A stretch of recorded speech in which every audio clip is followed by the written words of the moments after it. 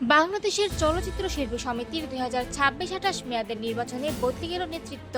সভাপতি পদে জয় পেয়েছেন শিবা সানু, আর সাধারণ সম্পাদক নির্বাচিত হয়েছে জয় চৌধুরী। এফডিসিতে দিনভর ভোট গ্রহণ শেষে শনিবার ভোরে আনুষ্ঠানিকভাবে ফল ঘোষণা করে নির্বাচন পরিচালনা কমিটি। এবারে নির্বাচনকে ঘিরে ছিল ব্যাপক উৎসাহ উদ্দীপনা। মোট 576 জন ভোটারের মধ্যে ভোট দিয়েছেন 480 জন। এর মধ্যে 460টি ভোট বৈধ এবং 17টি ভোট বাতিল ঘোষণা করা হয়। সভাপতি পদে শিবা সানু পেয়েছেন 243 ভোট। তার নিকটতম প্রতিদ্বন্দ্বী ফাইটার ও প্রযোজক আরমান পেয়েছেন 173 ভোট। অন্যদিকে সাধারণ সম্পাদক পদে 237 ভোট নিয়ে বিজয়ী হয়েছেন জয় চৌধুরী। তার প্রতিদ্বন্দ্বী রুমানা ইসলাম মুক্তি পেয়েছেন 179 ভোট। সহসভাপতির দুটি পদে নির্বাচিত হয়েছেন ডিএ তায়েব এবং ইলিয়াস কোবরা।